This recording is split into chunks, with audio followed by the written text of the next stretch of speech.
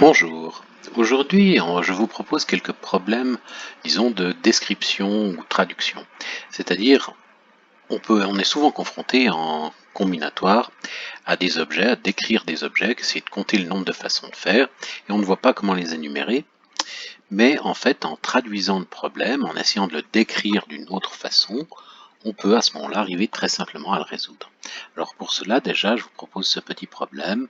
Euh, Considérons 11 droites verticales et 8 droites horizontales, et ces droites vont former des rectangles. Et la question c'est combien de rectangles vont-elles former? Alors, par exemple, si on prend cette grille par rectangle, j'entends ce petit rectangle bien sûr en rouge, mais aussi des rectangles qui peuvent couvrir de plus grandes régions, comme ces deux autres en bleu ou en jaune. Alors, je vous laisse peut-être mettre sur pause et essayer ce petit problème. Alors, ma version, disons la première chose à faire, il faut trouver un moyen de décrire ces rectangles.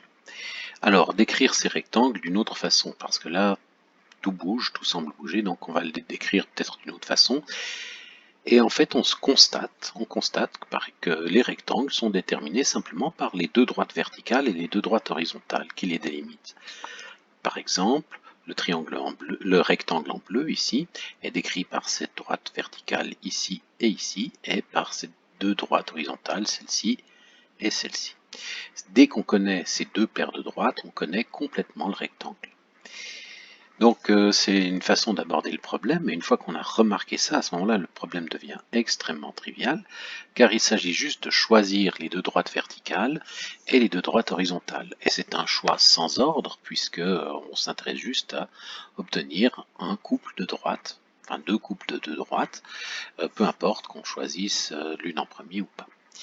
Donc ça nous fait ici, pour ce problème, 1540 possibilités. Et bien sûr, ça se généralise à un nombre quelconque de droites horizontales ou verticales. Donc plus généralement, on obtient cette version-là pour m droites verticales et n droites horizontales. Alors dans la même idée, puisque ce problème était assez facile, considérons un problème peut-être un tout petit peu plus dur, augmentons un petit peu le niveau de difficulté. Nous allons placer en fait n points sur un cercle, et ils vont être disposés de façon à ce que trois cordes ne soient jamais concurrentes à l'intérieur du disque. C'est-à-dire que pour que trois cordes se rencontrent, il faut être sur un sommet. Elles ne peuvent se rencontrer que sur un des points du cercle qu'on a déjà. À l'intérieur, non, trois cordes ne se coupent pas. Et la question c'est combien existe-t-il de points d'intersection de cordes justement à l'intérieur de ce disque. Alors si on prend un petit dessin, voici un dessin que vous pouvez faire. Donc ici on a disposé 7 points sur le cercle. Voici toutes les cordes, on appelle ça un graphe complet si jamais. Donc le graphe complet formé par toutes ces cordes.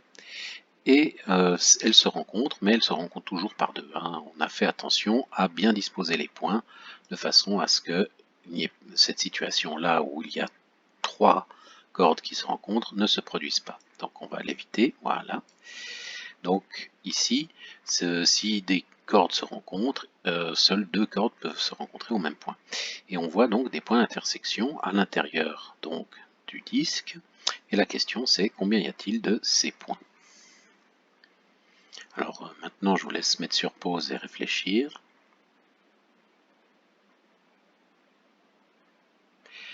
Alors, ma version de résolution, enfin je pense que c'est la version à peu près de tout le monde, il s'agit en fait de remarquer que les points qui nous intéressent donc sont les points d'intersection de deux cordes, d'une paire de cordes. Maintenant si on prend une paire de cordes quelconque, quelle qu'elle soit, en fait, si on prend une paire de cordes quelconque, en fait, il y a 6 cordes différentes qui sont décrites par 4 points. Donc, pardon, à toute paire de cordes correspondent 4 points, et à 4 points, avec 4 points, on peut former 6 cordes différentes. Mais parmi ces 6 cordes différentes, qui sont simplement les côtés d'un quadrilatère et leur diagonale, il n'y a que 2 cordes, les diagonales, il n'y a que 2 cordes possibles qui se croisent. Les autres cordes ne vont pas se croiser entre elles.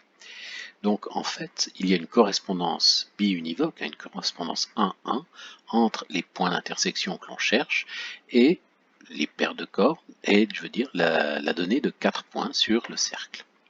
Donc il s'agit simplement de choisir 4 points sur le cercle. Donc le nombre d'intersections cherchées, c'est n binomial 4. Alors, passons à présent à un autre problème. Ce problème, disons, est assez intéressant, mais on peut aller un tout petit peu plus loin. On va garder à peu près le même dessin, mais essayer de poser une autre question. Il y a d'autres choses intéressantes là-dessus. Et la question qu'on peut se poser, c'est ces cordes, en fait, sont en train de découper le disque. Et la question, c'est en combien de régions, au maximum, le disque est-il découpé? Alors, pour un seul point, il n'y a qu'une seule région, le disque est entier, en fait. Et puis, pour 2 points, il y a 2 régions, en fait, cette grosse partie, c'est cette petite lunule ici. Pour 3 points, on constate qu'il y a 4 régions. Pour 4 points, il y a 8 régions. Pour 5 points, il y en a 16. Alors peut-être je vous laisse mettre sur pause et continuer les exemples pour 6 et 7. J'y reviendrai dans un instant. Et si vous avez essayé pour 6 et 7, c'est un peu compliqué. C'est un peu difficile à compter, disons. Mais en fait, on s'aperçoit que pour 6, il y a 31 régions. Ah, dommage, on pensait que c'était des puissances de 2. Tout nous indiquait des puissances de 2, mais en fait, non. Ici, il nous manque une région, et on peut essayer comme on veut, on en trouvera toujours 31. Mais bien sûr, c'est pas une preuve d'avoir fait beaucoup d'essais, il va falloir le prouver. Et puis pour 7, la situation est encore pire, c'est 57 régions. Donc la question que l'on peut se poser, c'est d'abord, est-ce que c'est vrai? Ou est-ce que c'est simplement qu'on n'a pas trouvé la bonne situation qui nous donne un nombre maximal de régions? Ou est-ce que c'est toujours... voilà, et où est-ce qu'on peut le démontrer? Alors, pour que le nombre de régions soit maximal, il est nécessaire que les cordes ne soient pas concurrentes, donc qu'à l'intérieur du disque, 3 cordes ne se croisent pas. Il n'est pas possible d'avoir 3 cordes qui se croisent. Sinon, ça nous élimine une région. Si j'essaye ici, vous voyez, concentrons-nous sur ce petit triangle-là. Si 3 cordes deviennent concurrentes, cette région disparaît. Et donc on a diminué le nombre de régions. Donc pour obtenir un nombre de régions maximal, il est nécessaire que 3 cordes ne soient jamais concurrentes. Donc prenons cette première chose. Donc on sait déjà combien il y a de points d'intersection. Alors pour le démontrer, puisqu'on sait combien il y a de points d'intersection, on sait que les 3 cordes ne sont jamais concurrentes, on peut sans problème calculer le nombre de cordes par exemple, on peut faire plusieurs choses.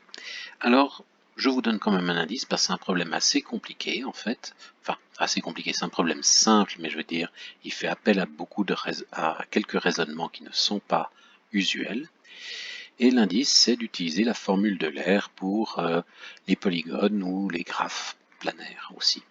Le nombre de sommets moins le nombre d'arêtes plus le nombre de faces égale 2. Alors attention, quand on utilise pour des graphes planaires, c'est le cas ici, ça c'est... En fait, on va utiliser ici la version pour les graphes planaires. La face extérieure compte. Donc le plan, si vous voulez, le plan infini à l'extérieur du disque compte pour une face.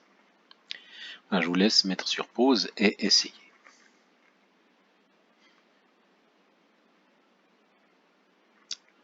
Alors, ma version de ça, je crois que c'est la version classique. Ce problème est assez connu, il est assez joli, il est très souvent utilisé en enseignement justement pour montrer que c'est pas parce qu'on a les 5 premiers termes de la suite qui sont des puissances de 2 que ça va continuer comme ça.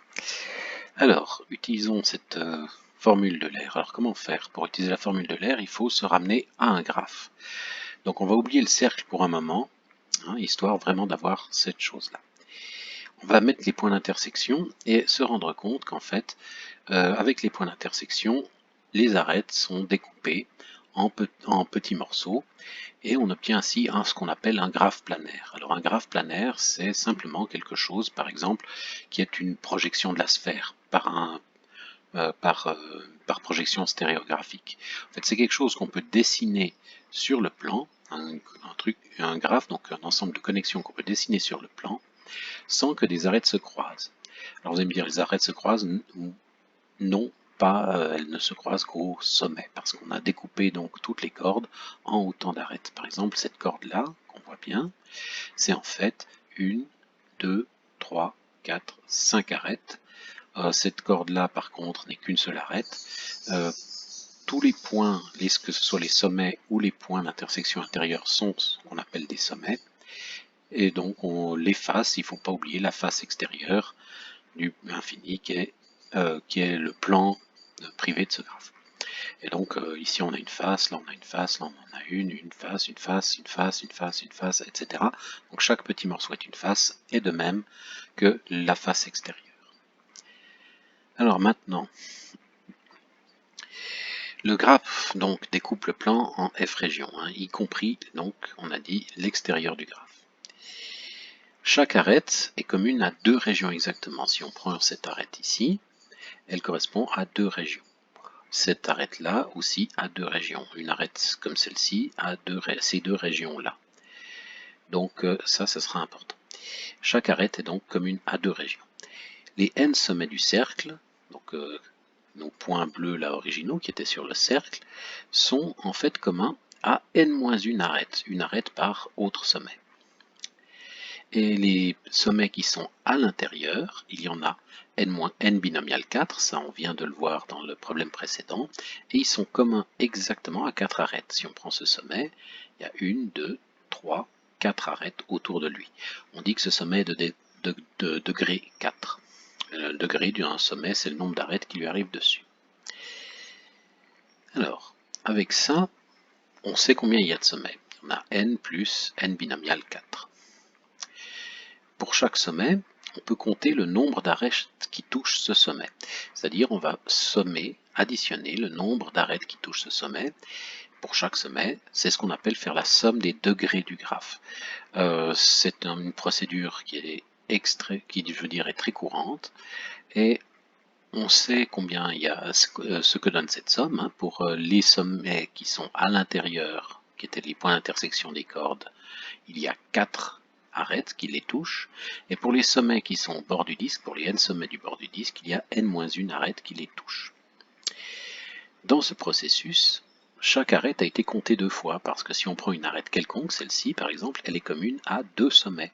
Exactement, donc elle a été comptée pour ce sommet-là, et aussi comptée pour ce sommet-là. Et ça, c'est vrai pour n'importe quelle arête.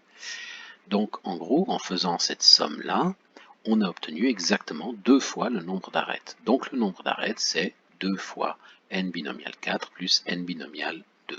Je réécris ça comme n binomial 2, c'est plus joli. Alors à présent, continuons. Donc on connaît les sommets, les arêtes, et en fait, ce qui nous intéresse, c'est le nombre de faces.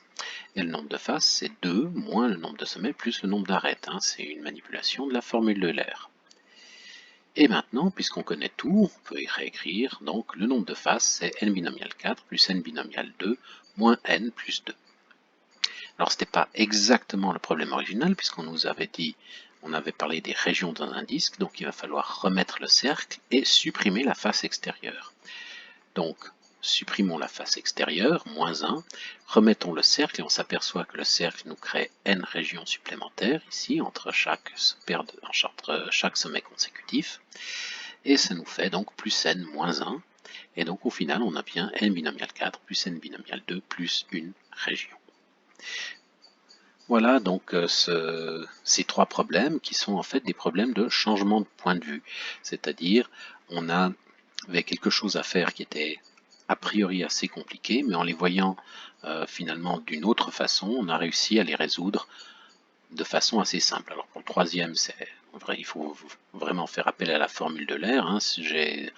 Dans la série sur la théorie des groupes, quand je parle des polyèdres réguliers, j'ai démontré cette formule. C'est une formule qui est typique de la théorie des graphes et de plein d'autres généralisations, donc c'est une formule extrêmement importante, je pense que beaucoup de gens la connaissent. Mais à part l'utilisation de cette formule, tout le reste c'est donc des processus combinatoires. Par exemple, cette somme sur tous les sommets du nombre d'arêtes, qui est extrêmement utilisée en théorie des graphes, qui est courant comme raisonnement, qui nous donnera toujours 2 fois le nombre d'arêtes, c'est quelque chose, disons, de très facile, et disons, c'est un raisonnement donc qui revient assez souvent, et c'est donc le changement de point de vue, avoir transformé ces cordes en arêtes, et tout ça, toutes ces intersections en sommet, etc. Voilà pour ces problèmes. Je vous souhaite une très bonne journée. À bientôt.